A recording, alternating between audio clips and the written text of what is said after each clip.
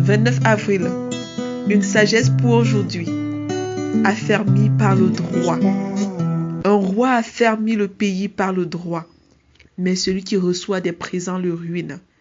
Proverbe 29, verset 4. En tant que roi, Salomon a bien pu se rendre compte que ce qui affermit un pays, ce n'est ni la quantité de ses richesses, ni la grandeur de son armée, mais c'est tout simplement le droit, c'est-à-dire le fait d'être honnête, juste et intègre. Asaph, dans son poème, a rendu ce témoignage.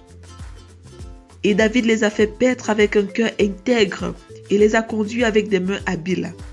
Psaume 68, verset 72.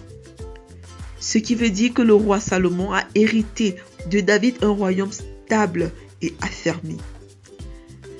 Lorsqu'un gouvernement n'a pas pour priorité les intérêts de son peuple, il va tolérer et même orchestrer des abus de toutes sortes à tous les niveaux.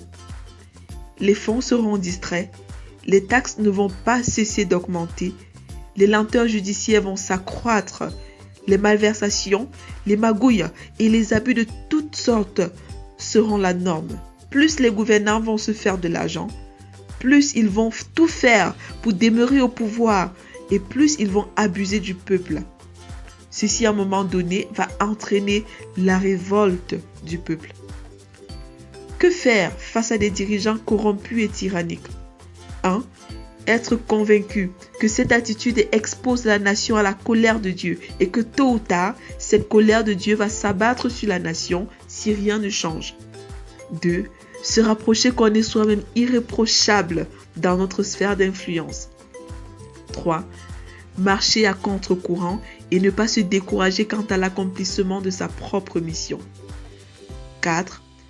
Aspirer sans se lasser à un changement de situation et prier sans relâche pour ses dirigeants afin que Dieu change leur cœur et leur vision du leadership.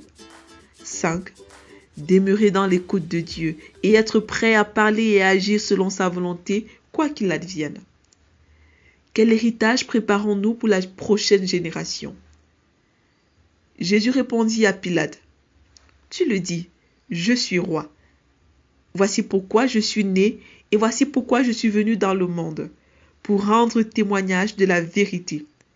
Quiconque est de la vérité et écoute ma voix. » Jean 18, verset 37. Jésus confirme à Pilate qu'il est bien roi et clarifie le but de sa mission, rendre témoignage à la vérité. Une déclaration qui choqua Pilate. Vérité. Jésus-Christ est le seul et unique roi venu jeter les fondements d'un royaume basé sur la justice et la vérité. Application. Croire en Jésus et le laisser régner en moi afin de marcher dans l'intégrité et pratiquer la justice. Bon à savoir, l'épanouissement et l'affermissement véritable de tout individu, de toute famille et de toute nation dépendent de sa soumission à Jésus-Christ, seul roi capable d'assurer durablement la vérité et la justice. Que votre conduite ne soit pas inspirée par l'amour de l'argent.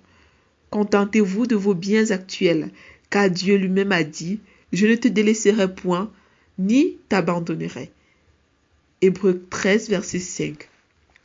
Prions ensemble. Père, merci pour ta promesse.